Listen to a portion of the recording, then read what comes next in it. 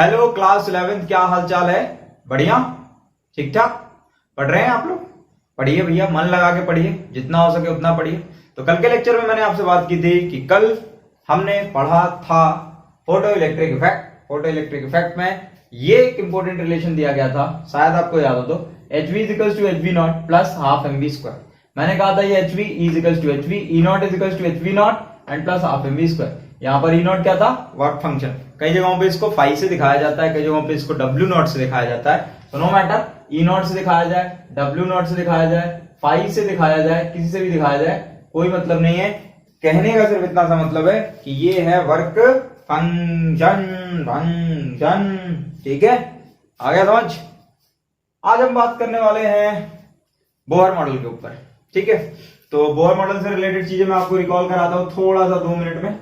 देखो, हमने कहा था कि ये है एनर्जी लेवल्स। ध्यान से अब देखिएगा, ये क्या है? Energy levels. These are energy levels. ठीक है, एनर्जी लेवल। अब बेटा इसको हमने नाम दिया था K, इसको हमने नाम दिया था L, इसको हमने नाम दिया था M, इसको हमने नाम दिया था N। ठीक है, हमने कहा था कि ये जो K है that is N is equals to 1, that is N is equals to 2, that is N is equals to 3, that is N is equals to 4। ठीक है, अच्छा समझ गए सर। ये है न्यूक्लियस, सबको पता है। सेंटर में कौन है? छोटू सा है न्यूक्लियस। ये n बराबर 1 2 3 4। अब इसकी एनर्जी कैलकुलेट करी थी हमने, याद है आपको? Do you remember? Energy calculate करी थी हमने, शायद आपको याद हो या फिर याद नहीं है। याद है? बोलो बोलो बोलो बोलो फटाफट।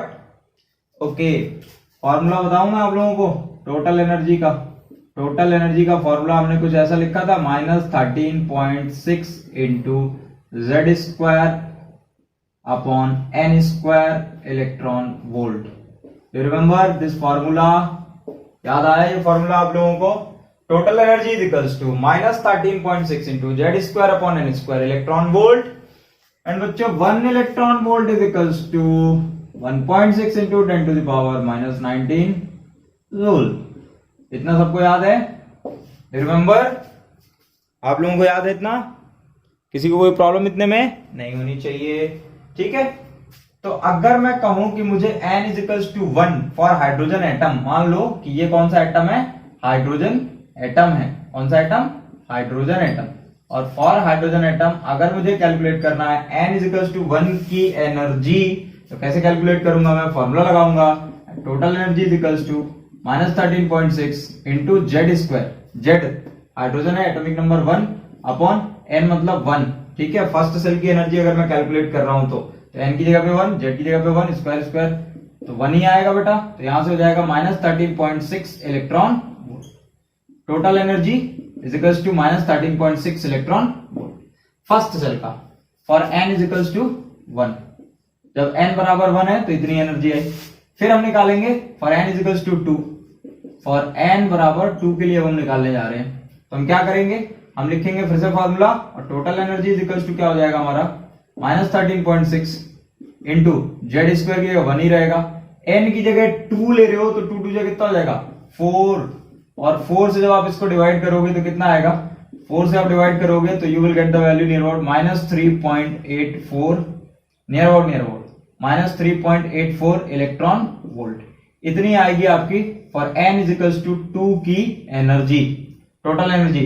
ठीक है, इलेक्ट्रॉन की। फिर थर्ड के लिए निकालो, for n is equals to third के लिए निकालो, क्या आएगा? Total energy is equals to -13.6 into 1 upon 9 से इसको डिवाइड करोगे, you will get the answer how much? You will get near about -1.51 electron volt. इतना मिलेगा आपको n इज इक्वल्स टू 3 के लिए। फिर n इज इक्वल्स टू 4 पे आएंगे हम, for n is equals to 4, और n इज इक्वल्स टू 4 पे आएंगे हम। कितनी बार गलती होगी? और n इज इक्वल्स टू 4 पे आकर हम कहेंगे कि total energy is equals to होता है -13.6 into 1 upon 16, so that will be equals to बच्चों -0.85 electron volt. So this much energy you will have. तो बच्चों n के लिए कितनी आई याद रखना, हाइड्रोजन एटम में for n is equals to 1 के लिए कितनी एनर्जी आई, n बराबर 1 के लिए आई -13.6 electron volt, n is equals to 2 के लिए आई -3.84 electron volt, for n is equals to 3 के लिए कितनी आई -1.51 electron volt, for n is equals to 4 के लिए कितनी एनर्जी आई -0.85 इलेक्ट्रॉन वोल्ट। तो ये हाइड्रोजन एटम के लिए चारों सेल की एनर्जी हमने कैलकुलेट कर ली। मतलब कि हाइड्रोजन के एटम में इलेक्ट्रॉन जो होगा वो जब फर्स्ट सेल में होगा तो उसके पास -13.6 इलेक्ट्रॉन वोल्ट एनर्जी होगी, जब वो सेकंड सेल में होगा तो -3.84 इलेक्ट्रॉन वोल्ट एनर्जी, थर्ड में -1.51, फोर्थ में -0.85 इलेक्ट्रॉन वोल्ट। मतलब यहां पर होगा -13.6 इलेक्ट्रॉन वोल्ट, यहां पर होगा -3.84 इलेक्ट्रॉन वोल्ट, यहां पर होगा -1.51 इलेक्ट्रॉन वोल्ट, यहां पर होगा -0.85 electron volt. So this is the energy of what, this is the energy of electron while revolving inside the energy level. Energy level में घूमते टाइम पे इलेक्ट्रॉन की एनर्जी ऐसी है for hydrogen atom, hydrogen atom के लिए। यहां से आपको एक चीज दिख रही होगी क्या, जैसे जैसे number of shell n is equals to 1 से 2 पे गए, अगर तुम तो 2 पे गए जाओगे तो यहां पर देखो एनर्जी क्या हो रही है, बढ़ रही है, देख रहे हो। -13.6 से -3.4 पर जाओगे, 84 पर जाओगे तो एनर्जी इंक्रीज की, फिर -3.84 से जब तुम -1.51 पे जाओगे तो भी एनर्जी इंक्रीज की, और फिर जब तुम -1.51 से -0.85 पे जा रहे हो तो भी एनर्जी इंक्रीज कर रही है। मतलब ये है कि इलेक्ट्रॉन जो होते हैं हाइयर लेवल में, जो इलेक्ट्रॉन होता है सबसे ऊपर जो इलेक्ट्रॉन होगा उसकी एनर्जी सबसे ज्यादा होती है, और जैसे जैसे हम नीचे आएंगे वैसे वैसे एनर्जी कम होती जाती है, कम होती जाती है। और पहले सेल में जो एनर्जी होती है हाइड्रोजन के फर्स्ट सेल में जो टोटल एनर्जी होती है इलेक्ट्रॉन की, दैट इज -13.6 इलेक्ट्रॉन वोल्ट।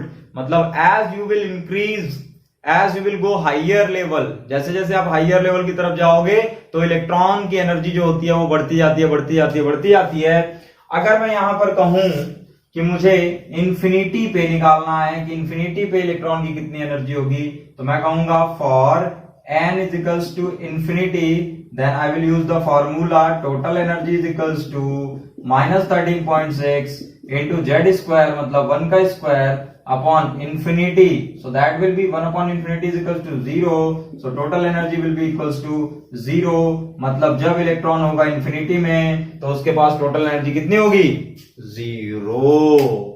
मतलब जब वो देखो, देख रहे हो ऐसे ऐसे ऐसे ऐसे बढ़ता जा रहा, बढ़ता जा रहा, बढ़ता जा रहा है, एक टाइम ऐसा आएगा ना, ऐसा आएगा -0.85, फिर उसके बाद से कुछ और, फिर उसके बाद कुछ और एक ऐसा टाइम आएगा जब क्या हो जाएगी, वैल्यू 0 हो जाएगी। मतलब ऐसे टाइम पे जाकर के वैल्यू क्या हो जाएगी, 0। मतलब इंफिनिटी में जब वो पहुंच जाएगा तो उसकी वैल्यू 0 हो जाएगी, टोटल एनर्जी जो होगी उसकी वो 0 हो जाएगी जब वो इंफिनिटी के स्टेट में पहुंच जाएगा। तो मतलब एट इंफिनिटी पर इलेक्ट्रॉन के पास कितनी एनर्जी होती है, 0। कितनी होती है, 0। ठीक है। तो अगर मैं आपसे कहूं कि आपने फर्स्ट सेल वाले इलेक्ट्रॉन, फर्स्ट सेल में जो इलेक्ट्रॉन बैठा है जिसके पास -13.6 इलेक्ट्रॉन वोल्ट एनर्जी है, इसको अगर आपने +13.6 इलेक्ट्रॉन वोल्ट एनर्जी दे दी, कहीं बाहर से कोई सोर्स आया, कोई सोर्स कौन आता है यार, कौन आएगा, फोटोन आएंगे, और कौन आएगा, यही तो आएगा, फोटोन आएगा। मैंने कल पढ़ाया था आपको कि फोटोन जो होता है वो आता है उस पर्टिकुलर एनर्जी के साथ, अगर फोटोन आ रहा है तो फिर वो इलेक्ट्रॉन को बाहर निकाल देगा। तो बच्चों अगर ये फोटोन आया कितनी एनर्जी लेकर के, +13.6 इलेक्ट्रॉन वोल्ट एनर्जी लेकर के आया, कितनी एनर्जी लेकर आया, +13.6 इलेक्ट्रॉन वोल्ट एनर्जी लेकर आया, और इसके पास कितना था, -13.6 इलेक्ट्रॉन वोल्ट था। तो अगर इसने प्लस वाले ने माइनस वाले को इतना अगर दे दिया तो इसका मतलब कि इलेक्ट्रॉन जो है वो बाहर निकल जाएगा, और इलेक्ट्रॉन की एनर्जी उस टाइम पे कितनी होगी, 0 होगी ना। पहले वो -13.6 इलेक्ट्रॉन वोल्ट उसकी एनर्जी थी, फिर बाद में कितनी हो गई, +13.6 इलेक्ट्रॉन वोल्ट एनर्जी आपने सप्लाई कर रखी है, तो एनर्जी का गैप कितना है, 0। एनर्जी का गैप कितना है, 0। बात समझ रहे हो, माइनस था उसके पास, फिर आपने उतना ही दे दिया जितना था उसके पास उतना ही आपने उठा करके दे दिया। तो अब यहां पर एनर्जी कितनी हो गई? 0। मतलब इलेक्ट्रॉन कहां पहुंच जाएगा? इंफिनिटी पर पहुंच जाएगा, क्योंकि हम इंफिनिटी पर देख रहे हैं कि total energy of the electron becomes 0। Total energy of the electron becomes 0 at infinity. Infinity पर इलेक्ट्रॉन की टोटल एनर्जी 0 हो जाती है। इसका मतलब कि उस पर्टिकुलर सेल में घूमते हुए उसके पास जितनी एनर्जी होती है, अगर उतनी की ही आपने पॉजिटिव में सप्लाई कर दी तो फिर इलेक्ट्रॉन की टोटल एनर्जी 0 हो जाएगी। इसका मतलब इलेक्ट्रॉन कहां पहुंच जाएगा? इंफिनिटी पर पहुंच जाएगा। समझ गए सारे लोग? बात क्लियर है? ठीक है बच्चों। तो ये जो फर्स्ट सेल है इसको हम बोलते हैं इलेक्ट्रॉन का ग्राउंड स्टेट। क्या बोलते हैं? GS, ground state of electron. पहले सेल में घूमते हुए हम इसको बोलेंगे ग्राउंड स्टेट ऑफ इलेक्ट्रॉन। ठीक है, और ये तुम्हारा होगा ये n=2। थोड़ा मैं रफ करूं ताकि साइड में लिखे, इतना छाप लो अगर आपको छापना है तो। साइड में मैंने लिख ही दिया, रफ करें। Okay okay.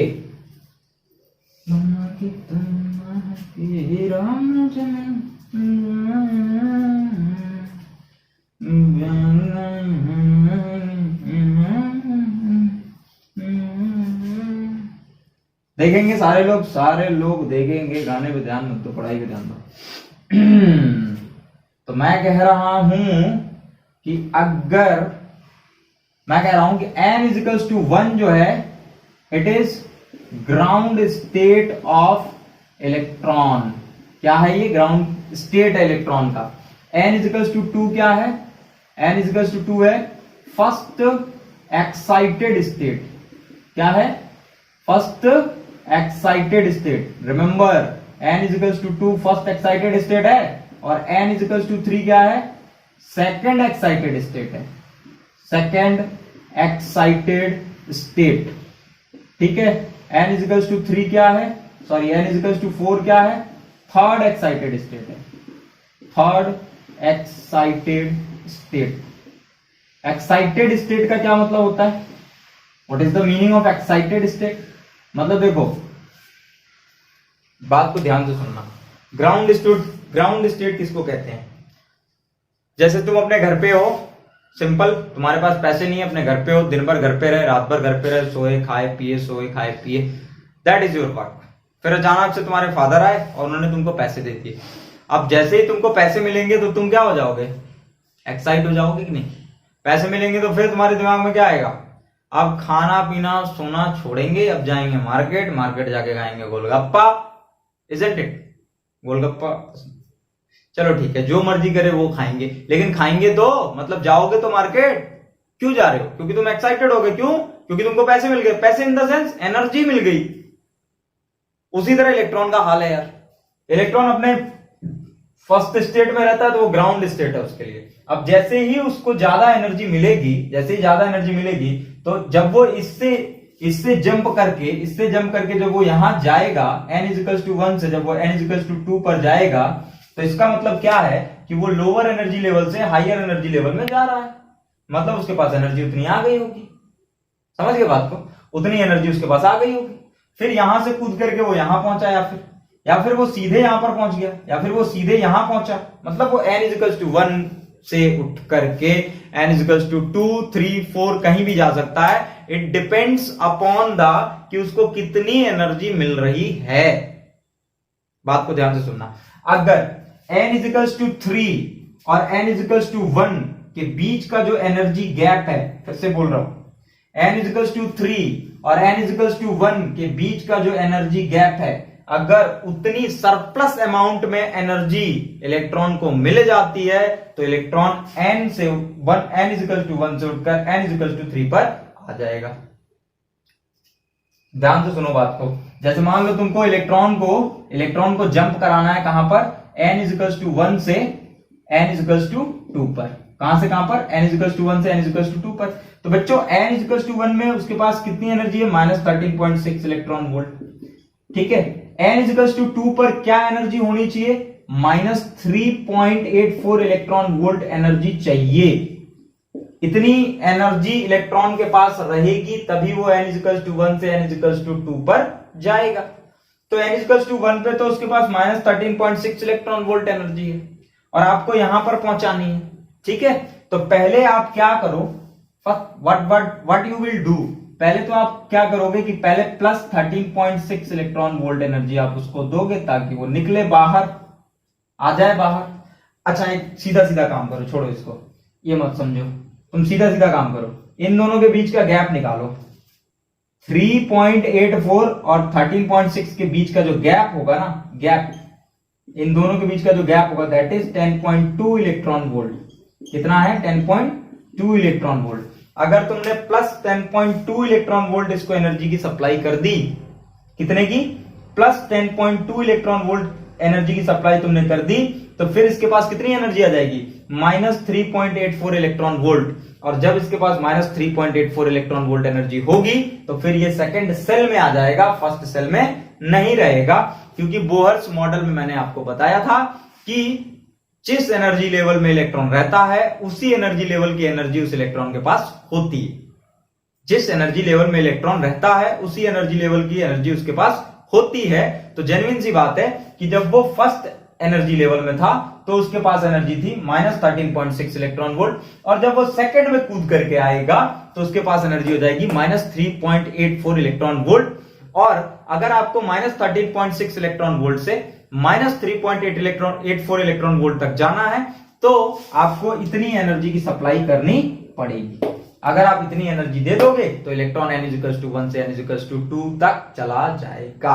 उसी तरह अगर इलेक्ट्रॉन n=1 से n=3 पर आना चाहता है तो इन दोनों के बीच के जो एनर्जी का गैप है उतनी एनर्जी की सप्लाई करा दो। अगर उतनी एनर्जी उसको मिल जाती है तो फिर वो n=1 से n=3 पर पहुंच जाएगा।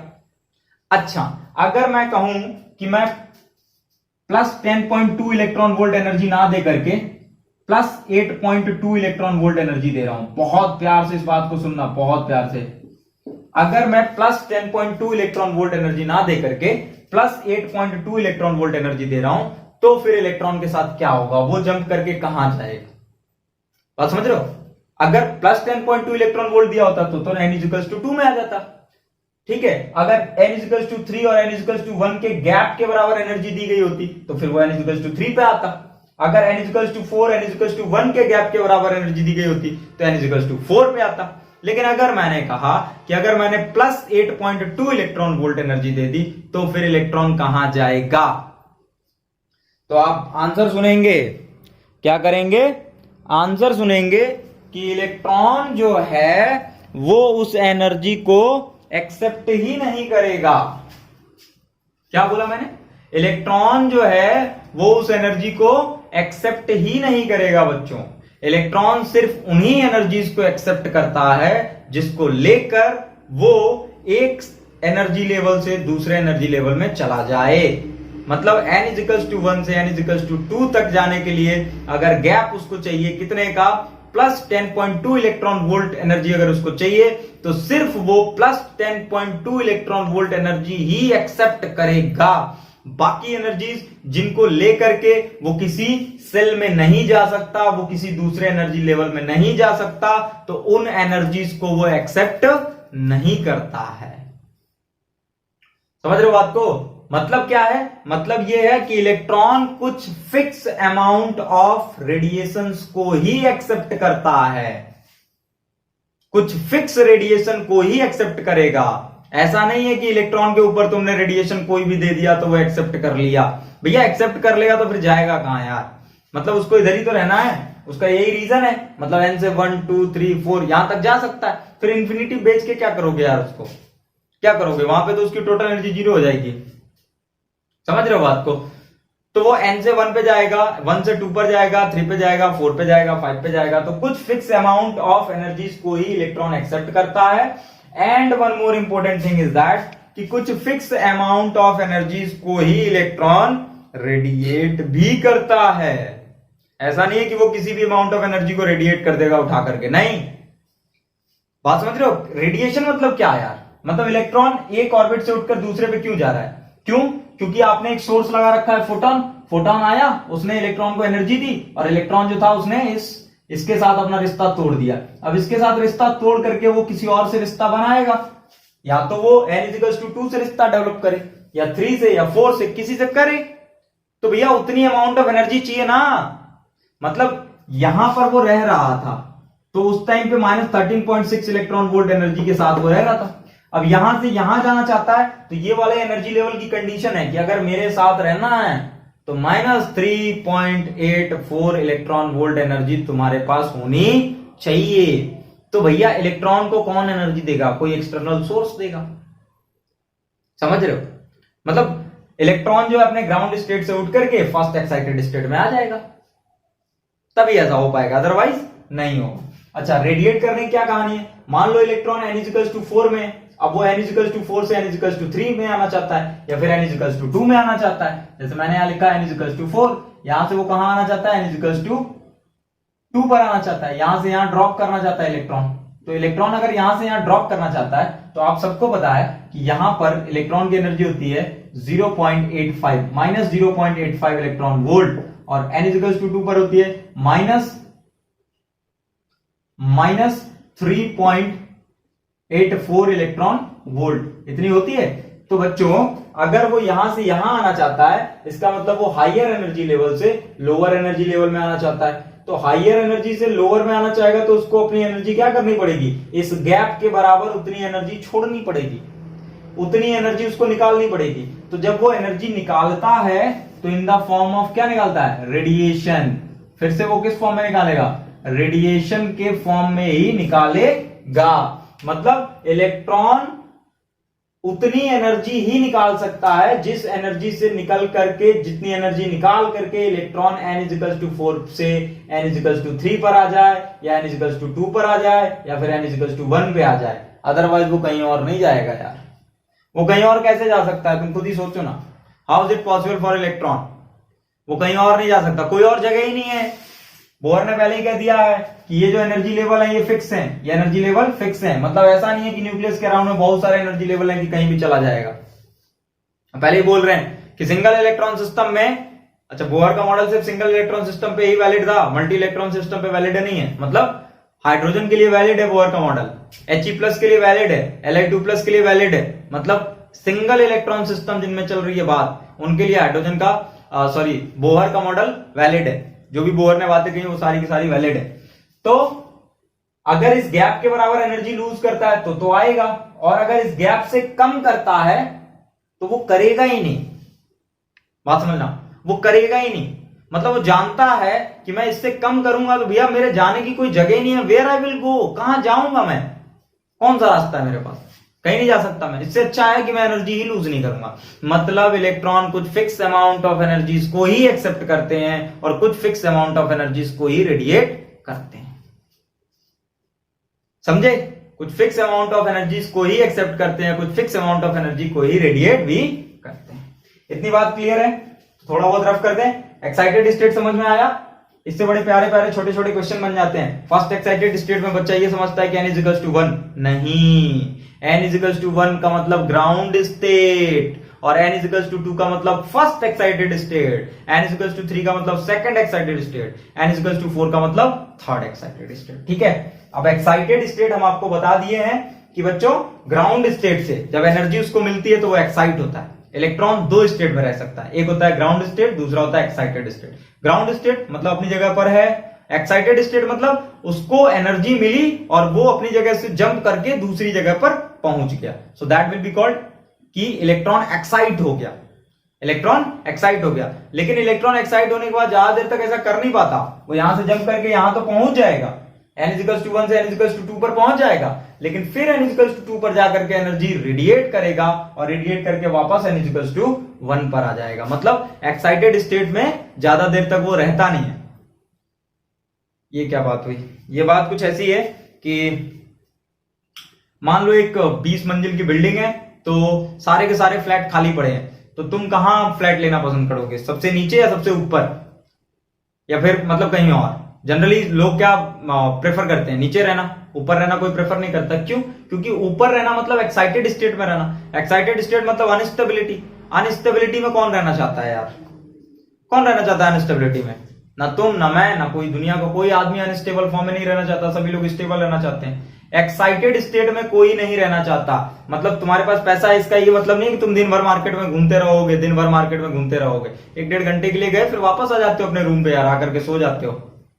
Got the point what I want to say, कि एक्साइटेड स्टेट में इंसान ज्यादा देर तक नहीं रहता। And as like electrons also, वो भी एक्साइटेड स्टेट में ज्यादा देर तक नहीं रहते। हाँ, एक्साइट होकर के जाते हैं। ये तुम्हारा घर, मतलब तुम्हारा नहीं, इलेक्ट्रॉन का घर, ये इलेक्ट्रॉन का घर और ये इलेक्ट्रॉन के मामा का घर। तो इलेक्ट्रॉन अपने मामा घर गया, लेकिन मामा घर जाकर के वो ज्यादा देर तक रहता नहीं है। जनरली तुम भी जाते हो तो अपने मामा घर ज्यादा देर तक रहते नहीं हो, फिर वापस अपने घर आ जाते हो। तो उसी तरह इलेक्ट्रॉन उठ करके गया अपने मामा के घर और मामा के घर से फिर से अपने घर आ गया। तो जब वो अपने मामा घर गया तो उसने घर वालों से पैसे लिए। बात समझ गए? घर वालों से पैसे लिए, किराया भाड़ा भैया जाने का पैसा लगेगा, तो उसने पैसे लिए, मतलब उसने एनर्जी एक्सेप्ट करी। और जब वो वापस आएगा तो एनर्जी रेडिएट करेगा। बात समझ गए? जब वो आएगा तो जितनी एनर्जी लेकर के वो गया था उतनी एनर्जी ला करके वो देगा अपने घर वालों को कि भैया इतने पैसे लेकर के गए थे और इतने पैसे आप ले लो। ये इलेक्ट्रॉन के केस में चलता है। क्लियर है सबको क्या कह रहे हैं हम, तब से क्या बड़बड़ा रहे हैं? समझ आ रही है बात? सो एनर्जी जो होती है, एनर्जी बच्चों क्या होती है? एनर्जी, अगर फोटोन की एनर्जी की तुम बात करोगे तो भैया इलेक्ट्रॉन इस गैप की एनर्जी के बराबर ही एनर्जी जो होता है वो या तो लूज करता है या फिर गेन करता है। मतलब energy is equals to E2 minus E1 या फिर E3 माइनस E2।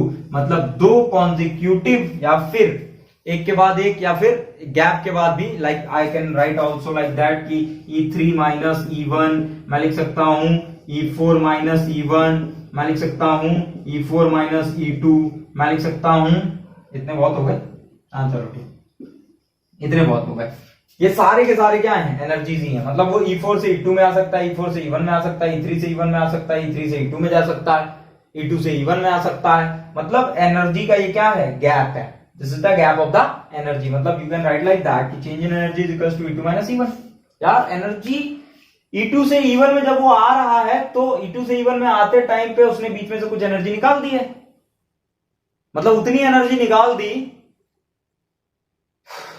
मतलब हायर एनर्जी लेवल में उसके पास ज्यादा एनर्जी थी। यहां पर आने के लिए फिर उसको कम एनर्जी चाहिए, मतलब कम एनर्जी में रहना है उसको। तो वो जो एक्स्ट्रा अमाउंट ऑफ एनर्जी थी उसके पास वो तो निकालनी पड़ेगी ना। तो वही ना गैप है यार, E2 माइनस E1। पास समझ गए? Change in energy is equals to E2 minus E1। तो ये एनर्जी का गैप। अब हम यहां से जानते हैं कि एनर्जी इज इक्वल्स टू क्या होता है? क्या होता है? कल मैंने पढ़ाया था आप लोगों को, HV होता है ना। तो V की जगह पे क्या लिख सकते हो तुम? C अपॉन लैम्डा लिख सकते हो। सो E इज इक्वल्स टू क्या हो जाएगा तुम्हारा? HC upon lambda. यहां से तुम लैम्डा कैलकुलेट कर सकते हो। देखो इधर, lambda is equals to HC upon E। E को क्या लिख सकते हो? E2 minus E1। ये बहुत important. Lambda is equals to HC upon E2 minus E1। यहां से तुम वेवलेंथ निकाल सकते हो। You can find out the wavelength of that radiation. ये जो रेडिएशन बाहर निकल रही है, ध्यान से देखना, ये जो रेडिएशन बाहर निकल रही है, इस रेडिएशन का क्या कैलकुलेट कर पाओगे आप? वेवलेंथ कैलकुलेट कर लेंगे आप कि वेवलेंथ इसकी क्या होगी। फिर उसके बाद आप फ्रीक्वेंसी निकाल सकते हो from here. You can write like that. आप ऐसे लिख सकते हो E2 minus E1 upon H is equals to V। मतलब यहां से आप फ्रीक्वेंसी भी निकाल सकते हो बच्चों। देखो लैम्डा निकालने के लिए H प्लैंक का कांस्टेंट, C लाइट की स्पीड, E2 सेकंड सेल की एनर्जी, E1 फर्स्ट सेल की एनर्जी। तो सेकंड सेल की एनर्जी तुमको पता है, फर्स्ट सेल की एनर्जी तुमको पता है, H की वैल्यू तुमको पता है, लाइट की स्पीड की वैल्यू तुमको पता है। तो तुम आसानी से वेवलेंथ कैलकुलेट कर पाओगे कि जो रेडिएशन निकला उस रेडिएशन का वेवलेंथ क्या था। और अगर आपने वेवलेंथ पता कर लिया तो आप फ्रीक्वेंसी भी पता कर लोगे। लेकिन एक बात याद रखें कि अगर E3 से E2 पे आ रहा है, E3 से E2 पे आ रहा है तो वेवलेंथ कुछ और होगा। E4 से E2 पे आ रहा है तो वेवलेंथ कुछ और होगा, डेफिनेटली और डिफरेंट होगा। क्यों? क्योंकि अमाउंट ऑफ एनर्जी डिफरेंट निकल रही है ना। जब वो E4 से E2 पे आएगा तो ज्यादा एनर्जी लूज करेगा, जब वो E3 से E2 पे आएगा तो कम एनर्जी लूज करेगा। तो अगर एनर्जी कम लूज कर रहा है तो इसका मतलब कि वेवलेंथ पे असर पड़ेगा, फ्रीक्वेंसी पे असर पड़ेगा। मतलब हर एक ट्रांजिशन में, इसको ट्रांजिशन बोलते हैं हम, E4 से E3 पे गया तो इस ट्रांजिशन में जो एनर्जी वो लूज करेगा उसके हिसाब से वेवलेंथ आएगी। फिर वो E4 से अगर E2 पे जा रहा है तो इस ट्रांजिशन में वो जो एनर्जी लूज करेगा उसके हिसाब से वेवलेंथ आएगी, उसके हिसाब से फ्रीक्वेंसी आएगी। मतलब every time the frequency and the wavelength is going to be different whenever it will transit from one state to another. जब भी वो एक्साइटेड स्टेट से ग्राउंड स्टेट की तरफ मूव करने की कोशिश करेगा या फिर fourth excited state, third excited state से सेकंड एक्साइटेड स्टेट में आएगा, तो और उसके बाद थर्ड एक्साइटेड स्टेट से फर्स्ट एक्साइटेड स्टेट में आएगा, उन दोनों केसेस में डिफरेंट वेवलेंथ और डिफरेंट फ्रीक्वेंसीज की रेडिएशंस निकलेंगी। बात क्लियर है?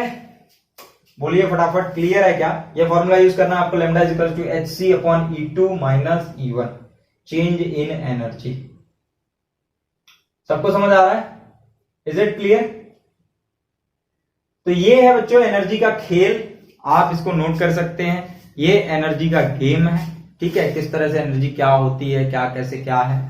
ओके, अब इसके बाद जो है कई बार आप जब ट्रांजिस्ट करते हो, N1 से N2 की तरफ जाते हो, N2 से N1 की तरफ आते हो, तो उस कंडीशन में वेवलेंथ को निकालने का जो फॉर्मूला रहता है या फिर फ्रीक्वेंसी निकालने का जो फॉर्मूला रहता है, दैट वी विल डिस्कस, वो हम बातें करेंगे अगले लेक्चर में। टिल देन आप इसकी प्रिपरेशन करें। क्या करेंगे? आप इसकी प्रिपरेशन करेंगे और मैं आपको बताऊंगा कि जो रेडिएशंस निकल रहे थे, तो इन रेडिएशंस की वजह से ही एटॉमिक स्पेक्ट्रा नाम की चीज आ रही थी, वो स्पेक्ट्रा जो रदरफोर्ड नहीं बता पाए थे। यही रेडिएशन रिस्पॉन्सिबल है। जब इलेक्ट्रॉन ऊपर से नीचे जंप मारता है तो एनर्जी लूज करता है और एनर्जी रेडिएशन के फॉर्म में जाता है। उसी रेडिएशन को हम एक स्क्रीन पे लाते हैं और उस स्क्रीन पे हम उसका स्पेक्ट्रम चेक करते हैं। ठीक है, इतना समझ में आया? अगर बच्चों समझ आया तो प्लीज कमेंट बॉक्स में बताएं मुझे कि ये सर समझ में आया। ठीक है, तो अब अगले लेक्चर का वेट करें। टिल देन अपना ख्याल रखें, अपनी फैमिली का ख्याल रखें, खुश रहें, मस्त रहें, स्वस्थ रहें। Thank you so much.